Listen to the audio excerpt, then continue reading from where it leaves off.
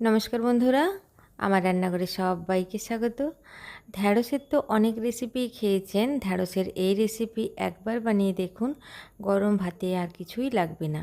তো চলুন ঢ্যাঁড়সের আমি কি রেসিপি বানিয়ে নিচ্ছি দেখে নেওয়া যাক। এখানে আমি কড়াই চাপিয়ে সর্ষের তেল দিয়ে দিলাম 2 চামচ। এখানে খুব কম তেলেই আমি ঢ্যাঁড়সটা রান্না করব।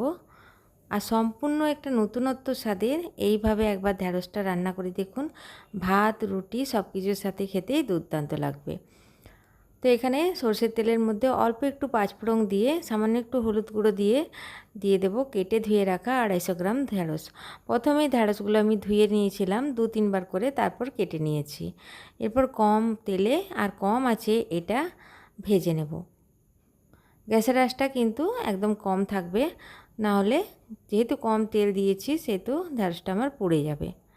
এরপর ঢ্যাঁড়সটা একটু নাড়াচাড়া করে একটা পেস্ট বানিয়ে নেব, সম্পূর্ণ আলাদা রকম একটা পেস্ট। এখানে নিয়েছি 3 চামচ পোস্ত, আর আমি নিয়েছি 3টে কাঁচা লঙ্কা। ঢ্যাঁড়সের তো ঢ্যাঁড়সের তরকারি অনেক রকমই খেয়েছেন, এইভাবে একবার ঢ্যাঁড়স পোস্ত বানিয়ে দেখুন, খেতে দুর্দান্ত লাগবে। এইদিকে আমার ঢ্যাঁড়সগুলো জলটা আমার শুকিয়ে গেছে, আর একটু গ্যাসের আঁচটা বাড়িয়ে একটু ভাজা ভাজা করে নেব। গ্যাসের আঁচটা কিন্তু অবশ্যই মিডিয়ামে রাখতে হবে।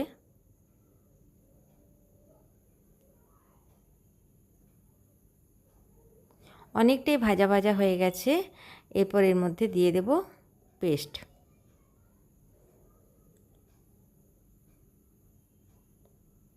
পেস্টটা দিয়ে একটু জল দিয়ে দিলাম। এরপর দিয়ে দেব পরিমাণ মতো নুন। এখানে আমি 1 চামচের থেকে একটু কম নুন দিয়েছি, আর হলুদ গুঁড়োটা 1/2 চামচ দিয়েছি। আর দিয়ে দিয়েছি আমি অল্প একটু গরম মশলার গুঁড়ো।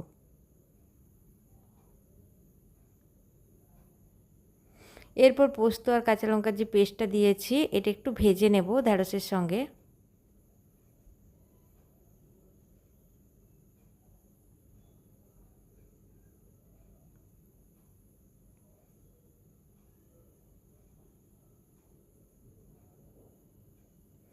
এরপর আমি একটা অন্য জিনিস দিয়ে দেবো, এর মধ্যে দিয়ে দেবো 2টো কেটে রাখা টমেটো।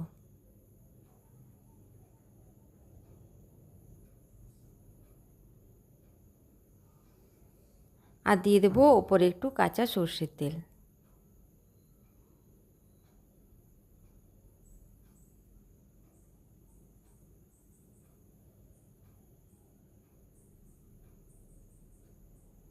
সম্পূর্ণ নিরামিষ এই রেসিপি, একবার বানিয়ে অন্তত একবার দেখবেন। দিয়ে দেবো 1/2 কাপের মতো জল। এরপর ঢাকা দিয়ে দেবো। মিনিট 4 ঢাকা দেওয়ার পর আমি একবার খুলে দেখব যে ঢ্যাঁড়সটা আমার সেদ্ধ হয়েছে কিনা। এদিকে টমেটোর ছালগুলো আমি ছাড়িয়ে নেব খুন্তি করে। ছালটা ছাড়িয়ে আমি পিস পিস করে কেটে দেব।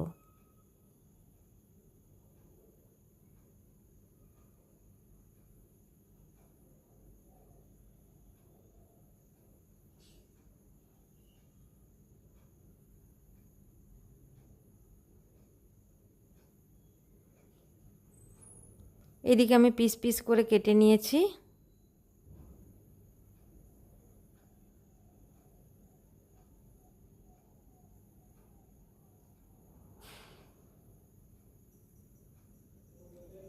ভালো করে নাড়াচাড়া করে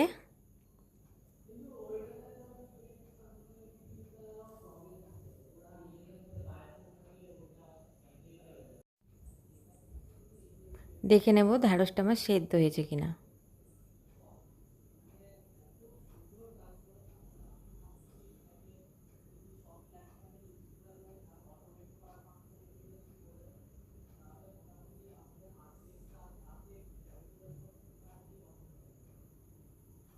ঢ্যাঁড়সটা সেদ্ধ হতে একটু বাকি আছে, আবার কম আঁচ করে আমি 1 মিনিটের মতো ঢাকা দিয়ে রেখে দেব।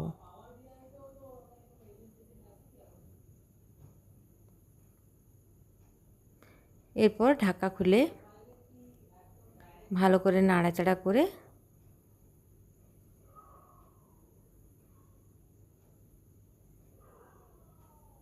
গ্যাসের আঁচটা বন্ধ করে দেব।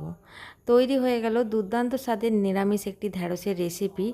আমার এই ঢ্যাঁড়সের রেসিপি আপনাদের যদি ভালো লাগে তো আমার চ্যানেলটিকে সাবস্ক্রাইব করার জন্য অনুরোধ রইল, সঙ্গে একটি লাইক করে দেবেন।